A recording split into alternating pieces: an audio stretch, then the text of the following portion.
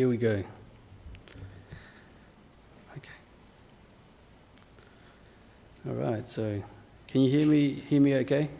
This mic is very sensitive. So is that okay? Yeah, okay. Okay, here, so I'm back here again. Last time I was here, I think it was about a year ago. And so I've had 1 year to think about my next Dhamma talk. But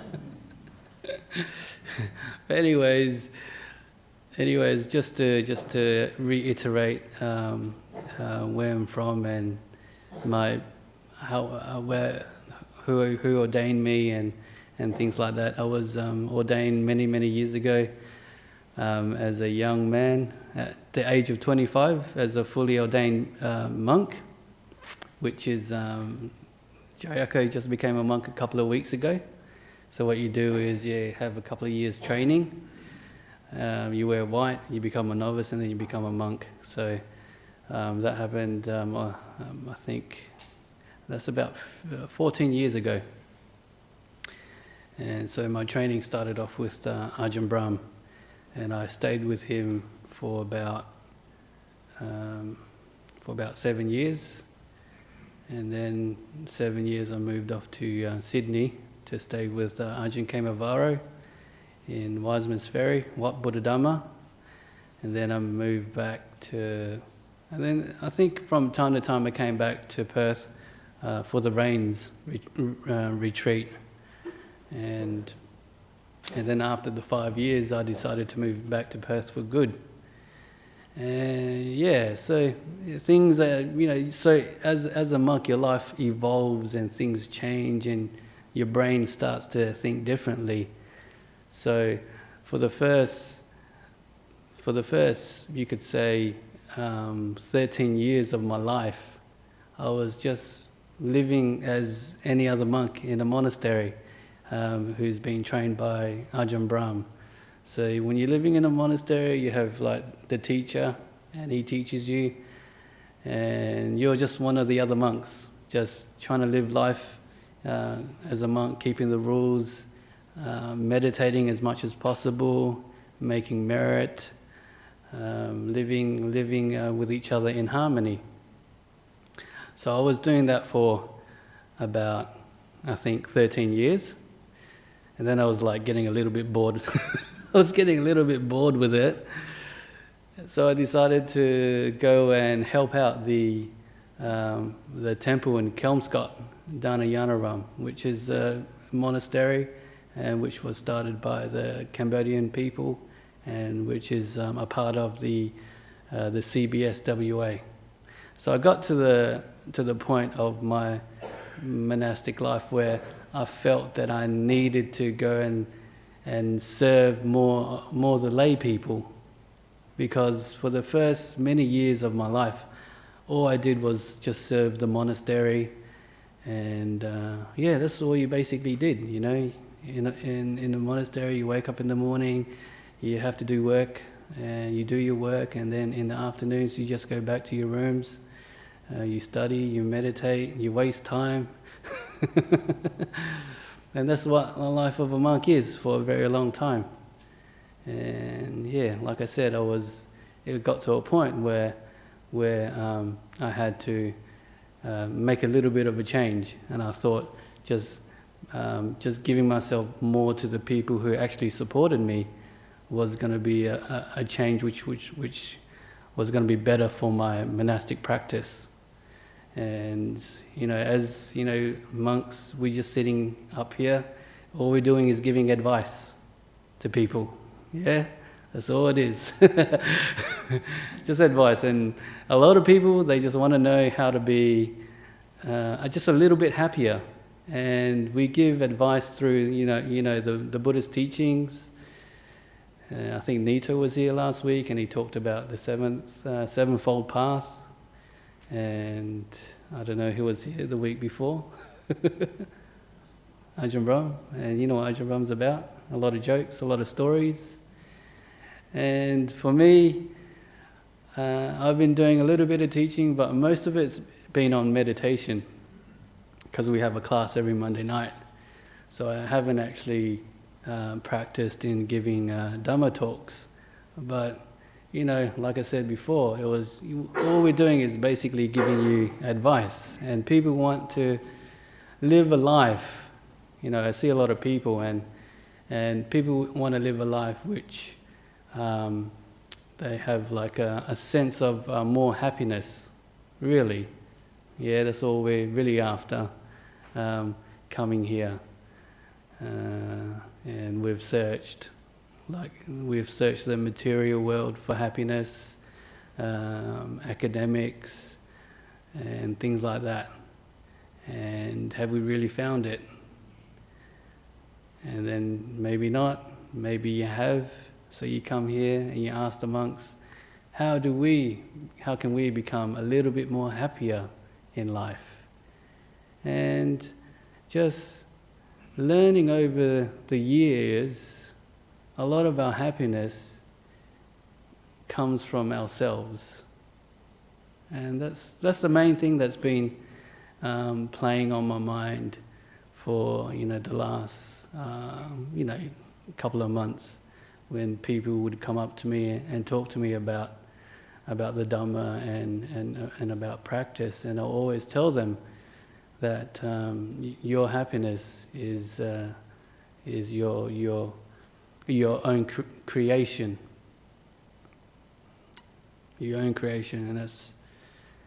and you have to look inwards and see what is happening in your mind, and you can start to see that a lot of our suffering or a lot of our problems comes from within our minds.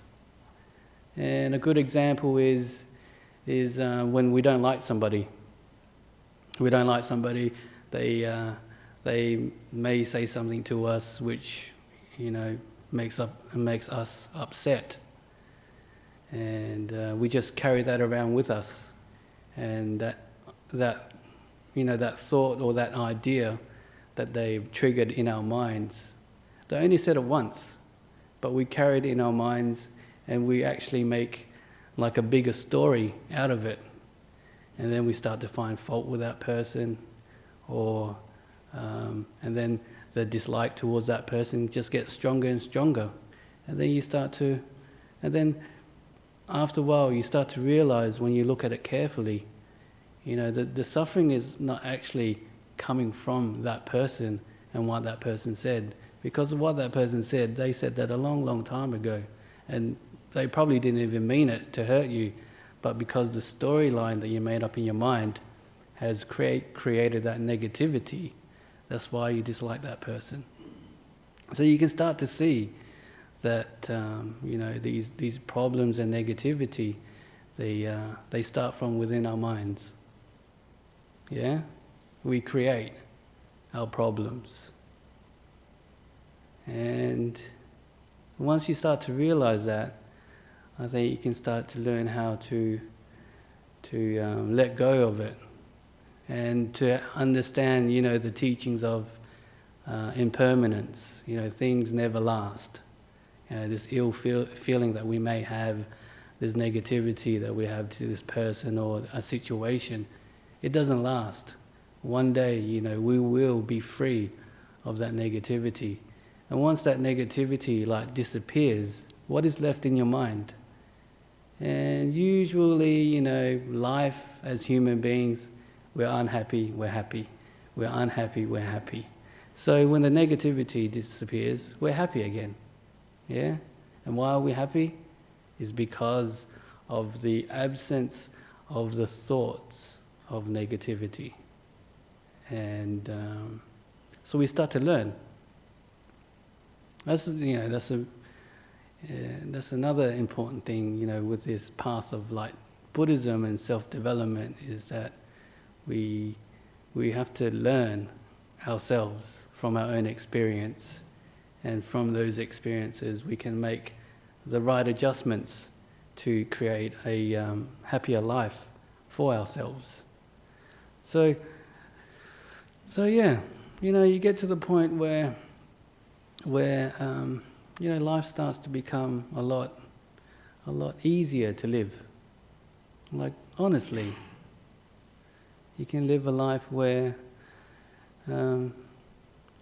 because you know how to let go and not hold on to things, life can be, very smooth for a very long time without too many problems.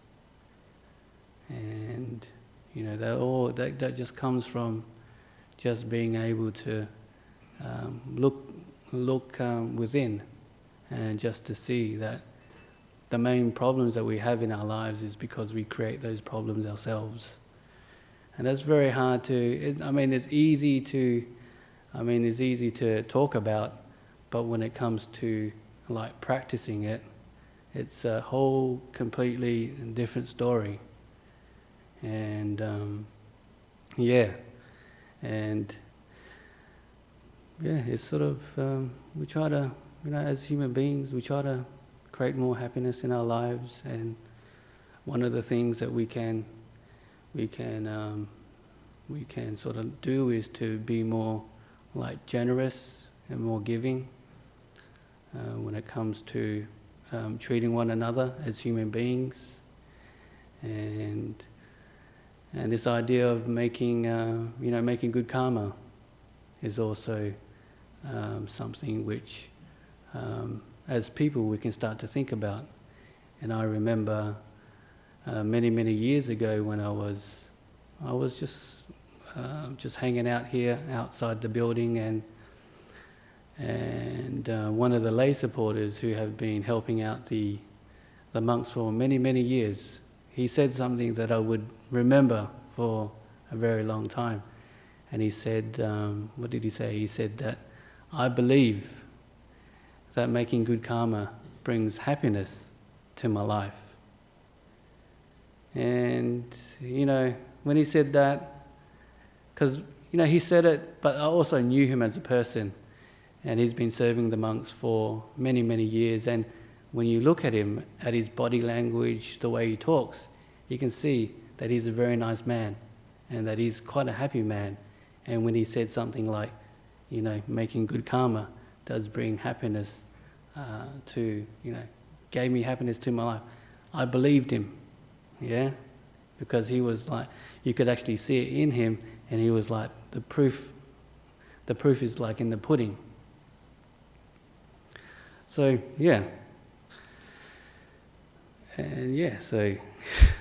and then, we just carry on with life. We have to wake up in the morning, and the Buddhist practice talks about many different aspects that we can work on in our lives, the way we talk to one another. That's very important. And also, just recently is like giving support. Like I was in a monastery, and just people just going through difficult times, and you just learn that there are times in our lives where we have to give each other support. And there was this, people just going through a hard time, and all they need is a little bit of care, a little bit of attention, and a little bit of help. And that does make a big difference to people's lives. It makes them, because sometimes people, they sort of find themselves in situations where they can't really do what they want to do. So when we have the opportunity to help them, then we help them. And that's the meaning of living a life which will bring us more happiness. And bringing more happiness in our lives, if you look at it, how can you live your life? You can live your life in terms of, being like negative, or just being caught up in your anxieties, or you can live a life where you're free of all that. You can live a life where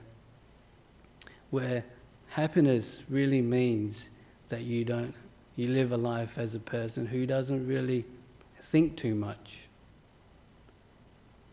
because thinking takes away so much of our happiness. And like before I came here, we were having solar installed in the monastery, and the committee asked me if I could get the roof tiles cleaned. And the roof of this building is so old, and we didn't know how old it was. So I got the boys, because as a habit, you don't do any work, so you just get the boys to do it. So I got the boys, right? Just get up there, and we had somebody, one of the supporters bought us just let us borrow a high water pressure cleaner. And then, so we had to work in the morning, so I had to get them to work in the afternoon as well, because we just found out that the guys are coming in to install it on Tuesday. So I thought, yeah, it's better to get it cleaned now. So then we just get that job out the way. And then we got everything ready, and John was going to come in to pick me up to come here tonight to give a Dhamma talk. And so we got on a roof, and thought it was an easy job. Just get up on the roof, high pressure hose, clean everything down, and it's done. Maybe a couple of hours and it's finished. But as the boys got into the roof, 1 step, 2 step, crack. The tiles broke. And then we're like, okay, we've learned a lesson. We don't walk in the middle of the tile because it will break. We just walk on the edges.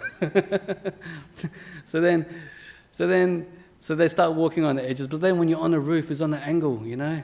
So it's very hard to walk in a straight line. You have to try to keep your balance. So one of the boys, he was on the other side of the roof, and then there was another crack. Crack! And I'm like, oh my gosh, how's it go teaching Dhammaloka? And there's all these problems arising with his roof, and the rain's coming in, and everything's going to leak, and people are not going to be happy. What am I going to do? So we're like, and then the guys were going to come in on Tuesday, so we're like, oh, what do we do? So you just have to quickly go into like problem-solving mode. And it's true, you know, being a monk for a long time, being able to meditate, like, you know, I'm not like crazy good like meditator like Ajahn Brahm, but you know how to meditate over the years. Your mind is, you know, brighter, sharper, and that leads to having more of an ability to problem solve and having a mind which is more, you know, agile in a sense.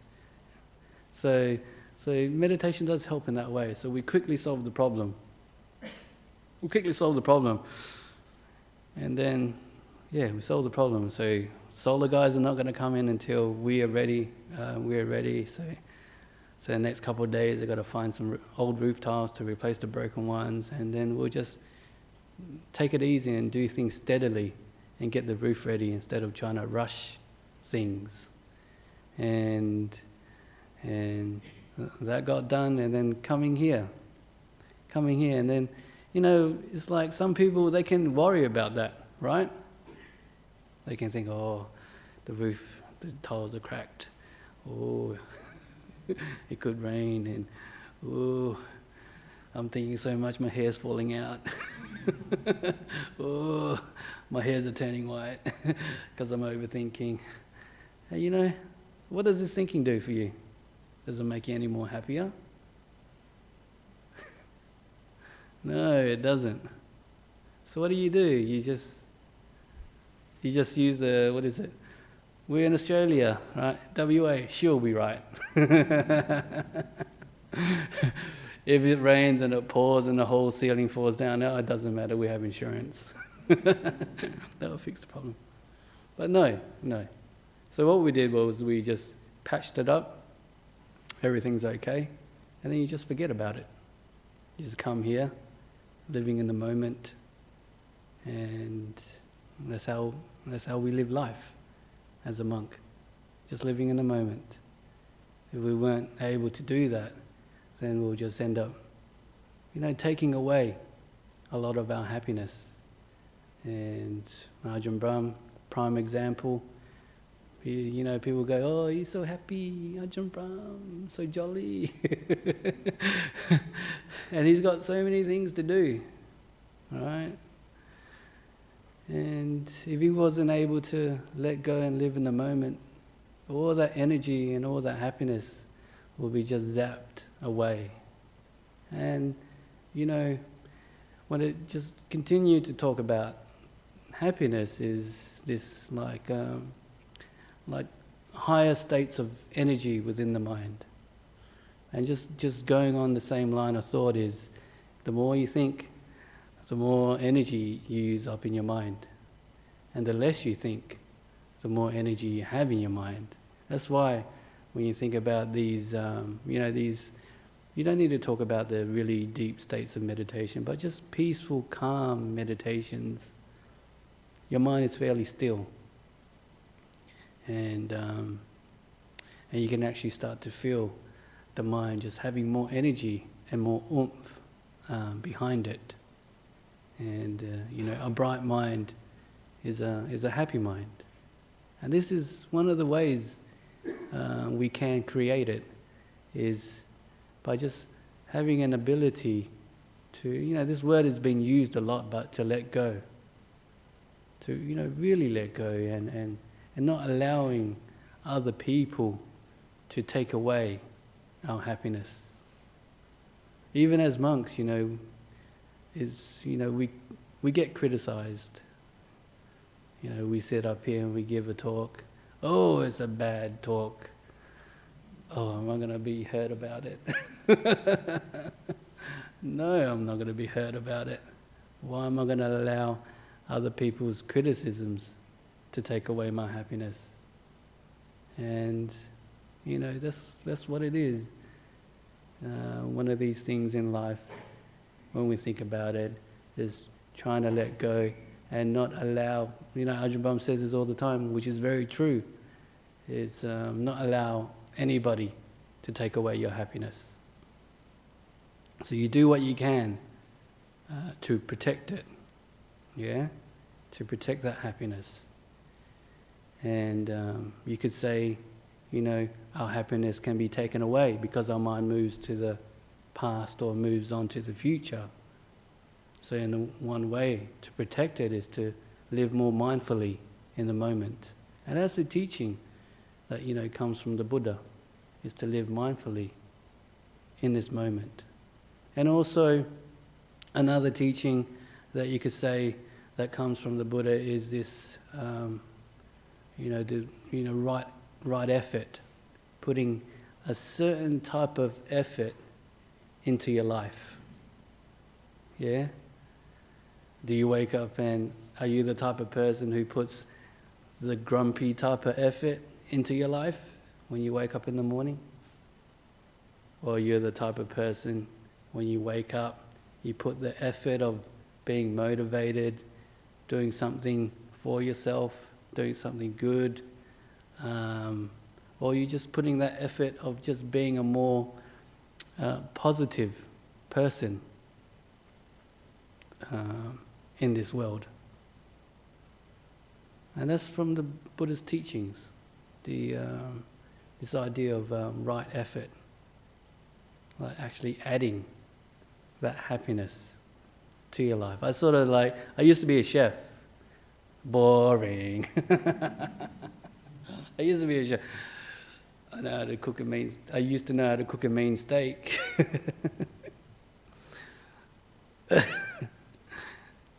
Come on, guys.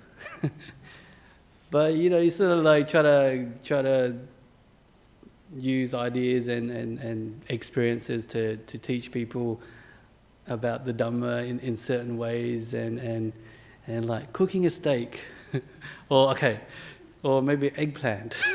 So for you vegetarians out there. And so like if you're cooking something, right? Like broccoli. If you just steam it or boil it, and then if you eat it, is it going to be tasty? Or if you steam it and boil it and add a bit of salt.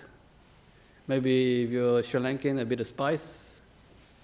Maybe if you're Asian, a bit of chili. Just adding that little bit to a very plain vegetable can make it amazing, right? Yes. That's why. And it's the same in life. Sometimes life, we wake up in the morning, it's Monday, it's Tuesday, it's Wednesday, it's Thursday, Friday. It's all the same, isn't it? I'm pretty sure, like I was at my mum's house on Mondays, on Tuesdays, Wednesdays, Thursdays, Fridays, Saturdays, and it was all the same.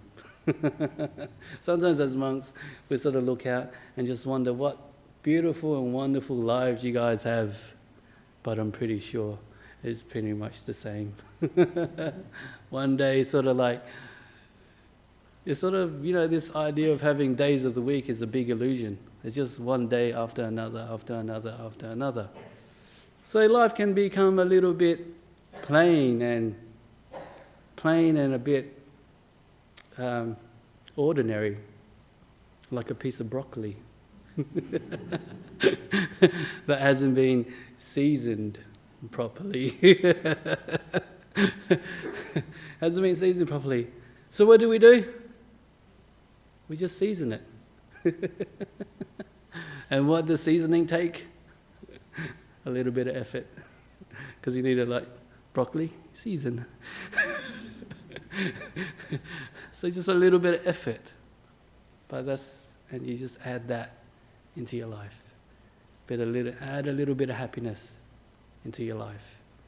A little bit of joy, a little bit of care, compassion, a little bit of metta, loving kindness. You add a little bit into your life. And that's all you got to do. It's just a little bit of effort. It takes a little bit of effort, actually. Because it is true, in life. Sometimes we just don't feel like doing anything. Yeah? It's like, a bit depressed today.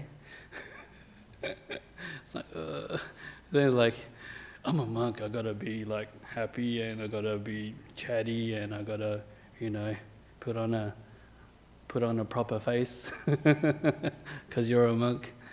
But sometimes you just don't feel like doing that, and that's perfectly fine. You can be normal, you can be moody, and that's okay. That's normal. And what do you do in a situation like that? I have no idea. Season it. No, what do you do in a situation like that? You just embrace it. That's all you do. The idea of, like you could say the idea of like metta, loving kindness, is always like directed to other people, but also you like direct it to yourself as well. And sometimes we find ourselves in these moods and we can't do anything about it. And, we're too tough on ourselves. We have high expectations. And we think we're human beings and we have to be like the same all the time. But that's not the case. We have various different things which are happening, which causes us to feel a certain way. And when we're moody, okay, we're moody. We just accept it. And we have to understand that things change all the time.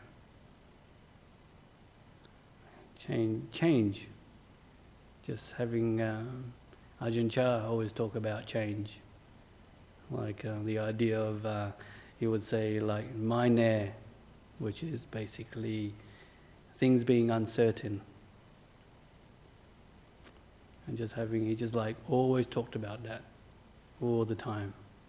And you could say that from like,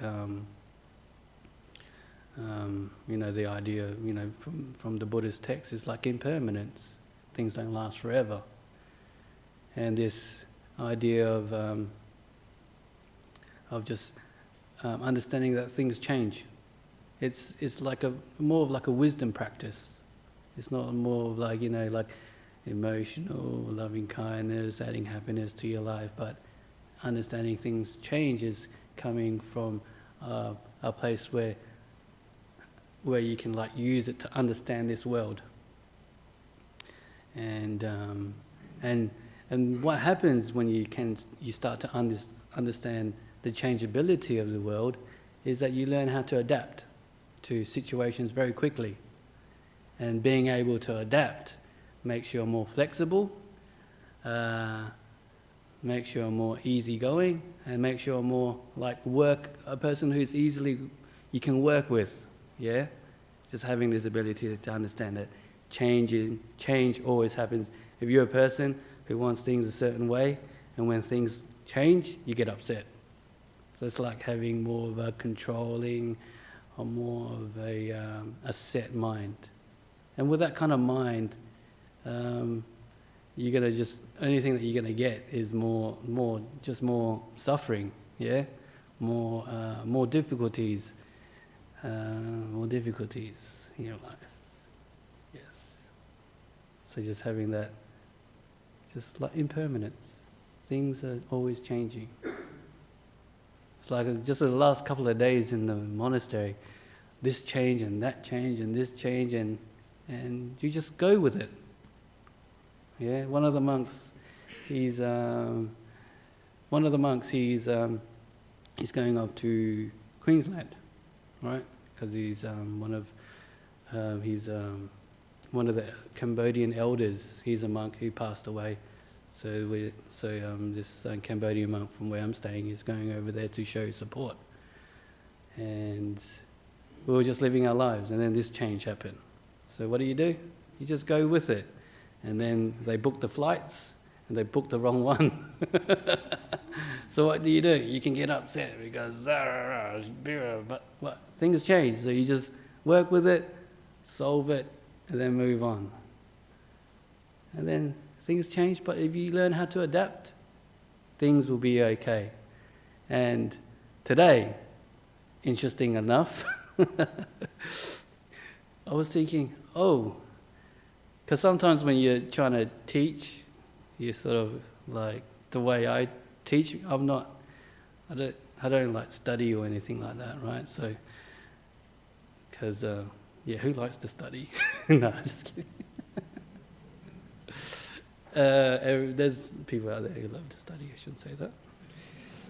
Bad monk, bad monk, and it's like the idea of like.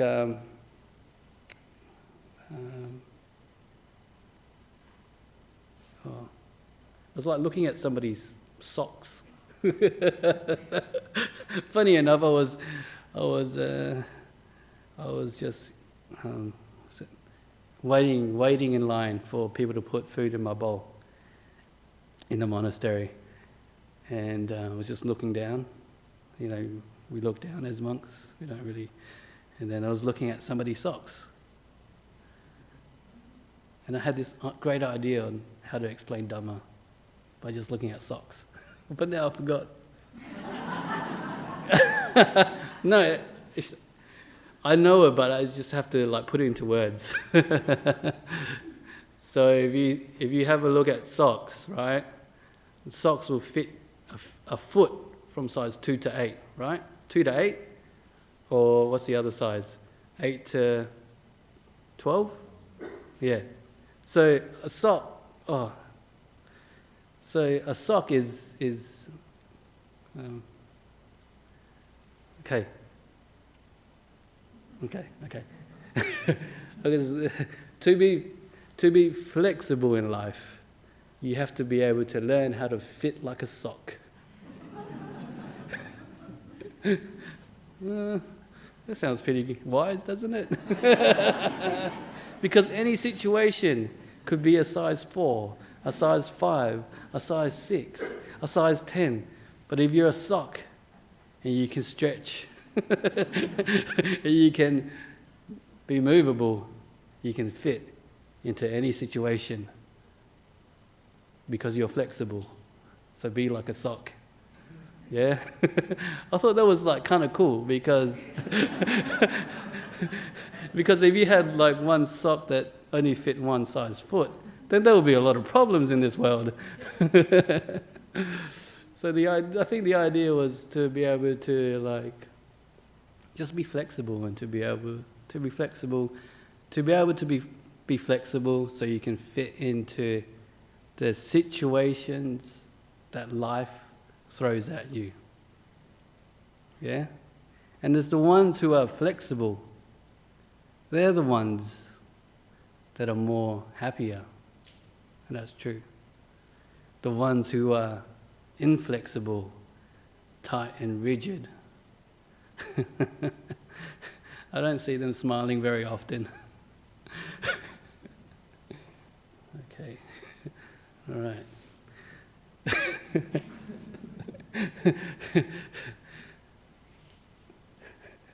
So yeah, that's that's what I've learnt over the past few months living in Dhammaloka Monastery, and actually taking like, you know, I don't really like to say it, but taking a role as one of just the monk leading the community of other monks and the people who are coming into, like, you know, practice and wanting to learn Dhamma. And it's just, you know,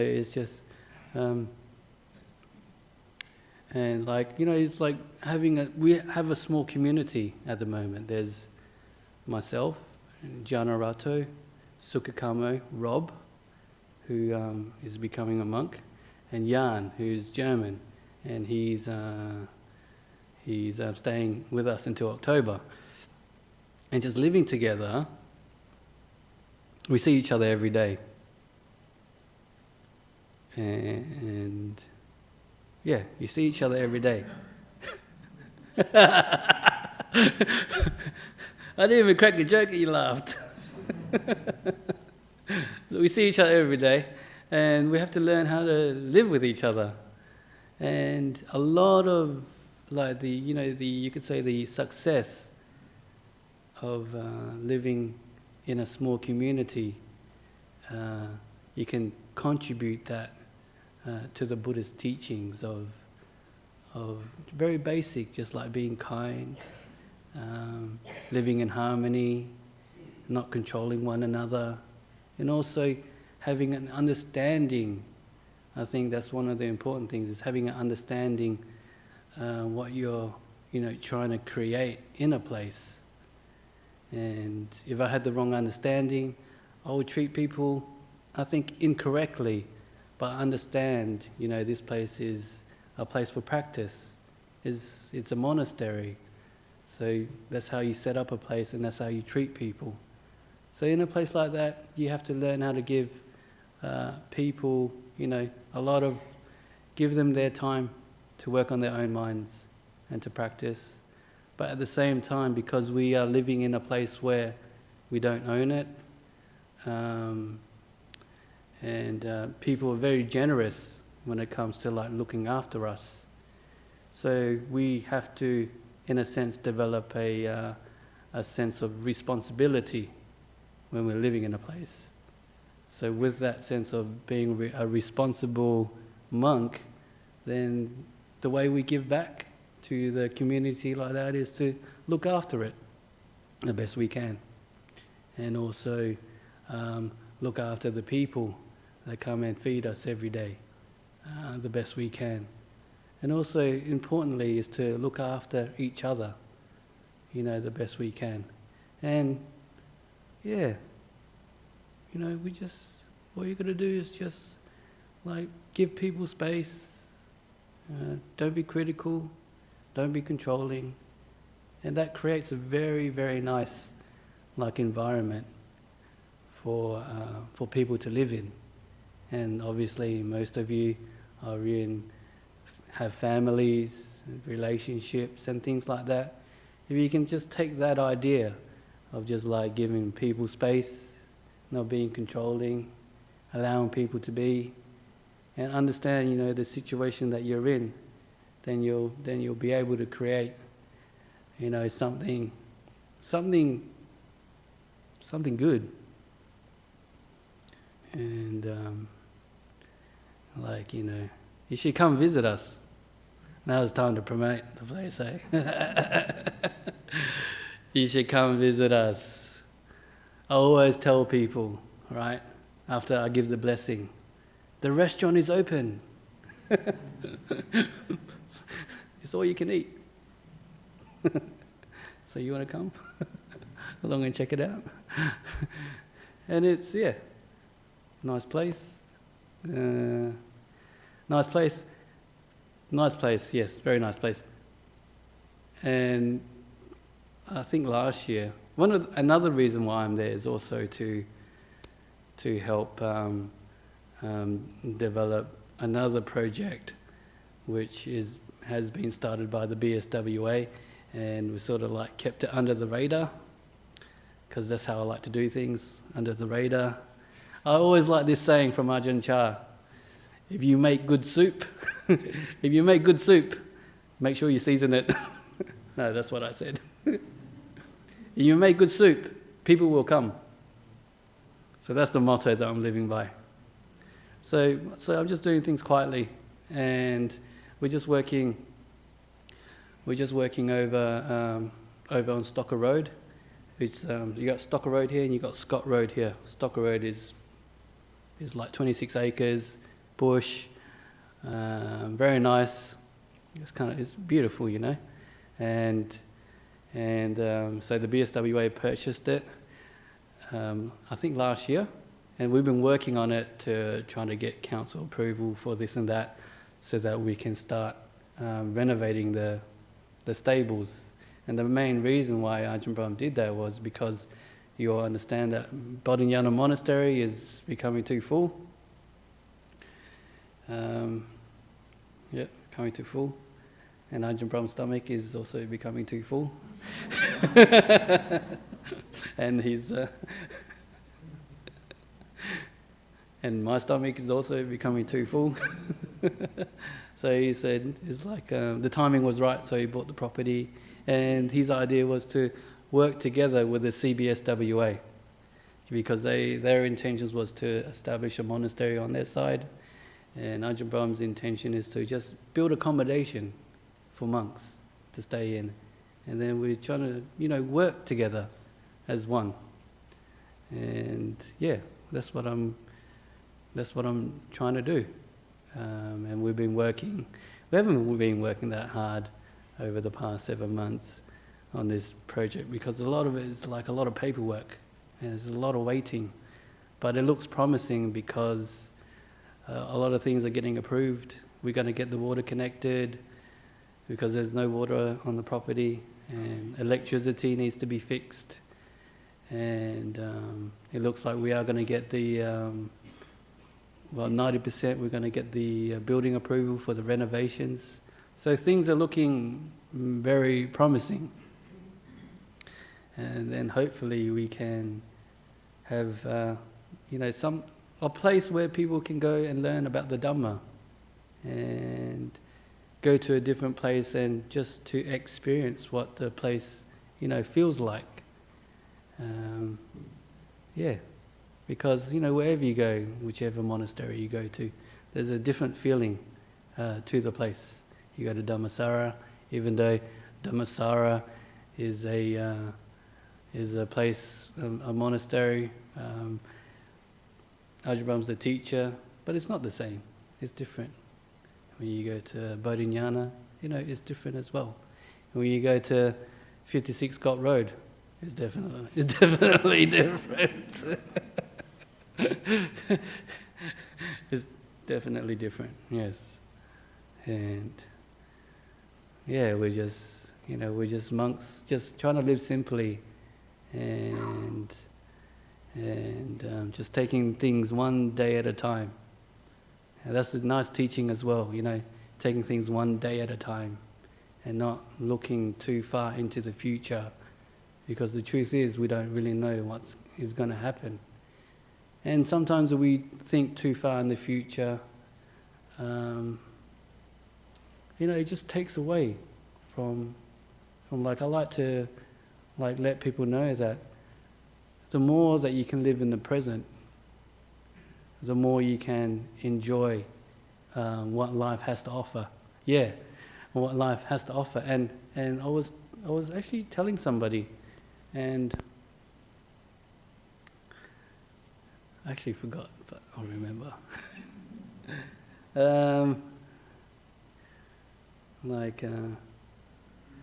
It's like, as people, we look for happiness. And so we come to this temple, we're looking for happiness. We, buy a car, looking for happiness. Go on a holiday and things like that. And that's one way of finding it. And that's one way of enjoying life. But if you learn how to develop a happy attitude towards life, live more positively, then whatever you do becomes enjoyable. And it's true. It's like what I'm trying to say is, we look for happiness in material things, on holidays. We're looking for happiness, but how are we feeling now? Are we really happy? No, that's why we're looking for it.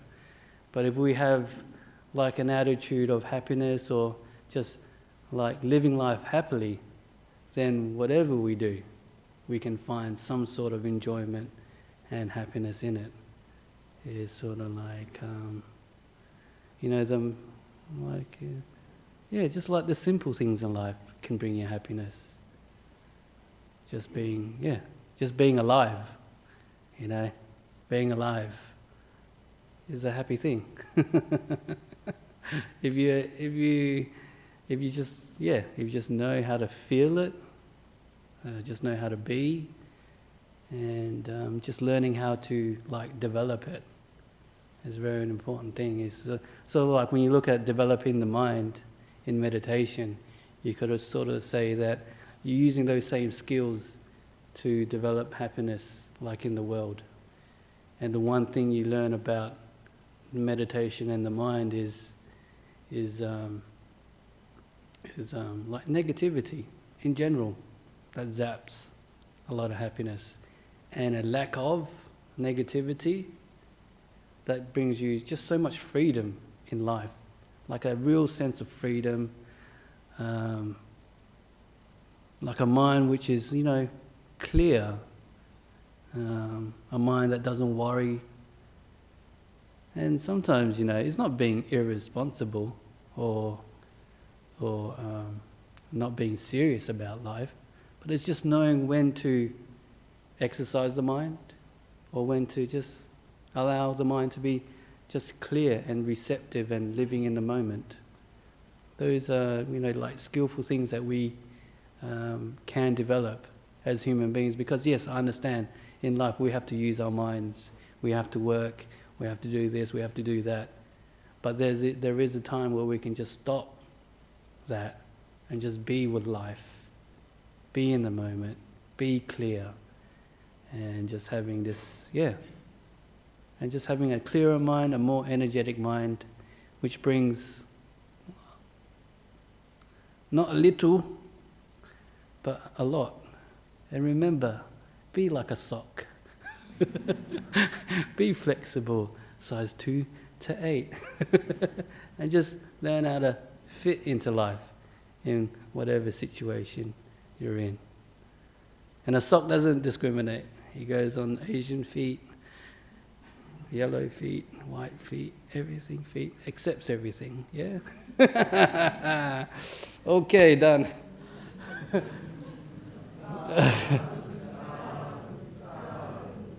Any burning questions?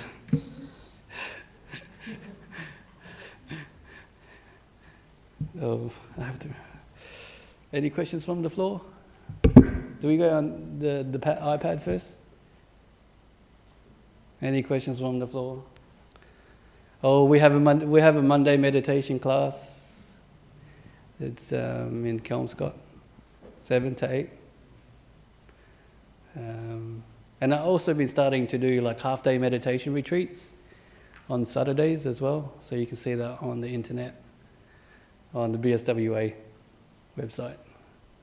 So yeah. So come along and have a look at our junk pile. Okay, questions? No questions, okay. Finish, let's go. Okay. Are you at peace all the time? How do you feel the peace when you want to watch your mind and the mind is not at peace? How do you watch peacefully when your mind is not? So first of all, we break up the question. Are you at peace all the time? No, I'm not at peace all the time. Simple question, simple answer. How do you feel peace when you want to watch your mind and the mind is not at peace? So basically what's happening here is there's two separate things happening.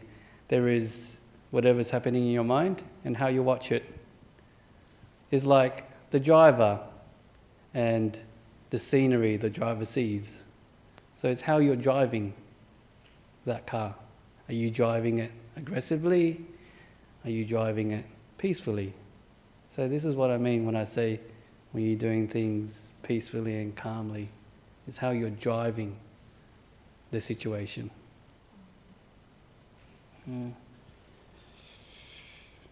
How do you watch peacefully when your mind is not?